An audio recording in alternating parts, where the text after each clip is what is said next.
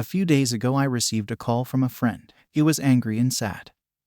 And the secret was that he discovered that his eldest son, who did not exceed 21 years, had become a smoker. The secret of his sadness is that he sat with his son hundreds of times to warn him of the harms of smoking. But all these advice went unheeded because of the group of bad friends who made him smoke. He could not quit easily. The father said that he is the one who knows the most about the harms of smoking, because he has been a smoker for 15 continuous years.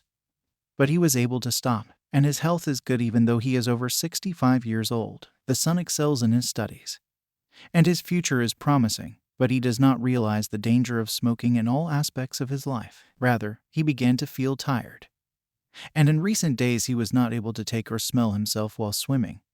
And before smoking he could swim for a long time without stopping. In the same week that I heard the story of my friend's son, I met a car builder I had known for months. He was very depressed. And when I asked him why, he said that his son, aged 31, had been sentenced to 10 years in prison on charges of possession and abuse of drugs and heroin. He said that his son was already addicted, and his whole body was scarred with needles, but God honored him and he was able to quit the addiction and started working as a company in one of the companies. One day he was riding a microbus, and when he passed a security checkpoint, the passengers were examined, and the officer found with him a lot of money, which is supposed to be the company's money. The father is sure that his son repented and quit, but the judicial ruling is clear with conviction. I told the father that your son may have returned to addiction again without your knowledge, and try to appeal the verdict with a good lawyer. The lesson from this story is that the path of addiction has a catastrophic end, and the loss in it is certain in all cases. This young man is married and has 5 children, all very young. What future awaits them if their father continues in prison because of the curse of drug addiction? The third story of a seedy friend I knew from university days.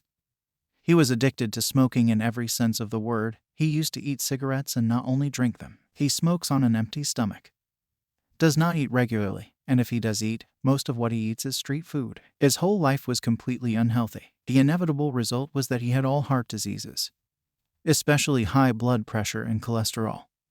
Then he had diabetes, and then came the difficult infection with cancer. So there was no way to stop smoking. He lasted about 2 or 3 years, and was starting to feel relatively comfortable compared to the previous difficult years. The sad surprise is that months ago he returned to smoking. I couldn't believe it when I heard this sad news. I called him many times, and so did all mutual friends. He says that his poor psychological condition prompted him to return to smoking, and he promised all his friends and family to stop, but he has not done so yet. The story of this friend is absurd and can only be categorized under the heading voluntary intentional suicide. The previous 3 stories, and by chance, I knew all of them in recent weeks, came to my mind as I listened to Dr. Nevin Al-Kabaj, Minister of Social Solidarity and head of the Fund for Combating and Treatment of Addiction, during the presentation I made to President Abdel Fattah el-Sisi on Tuesday before last February 16th.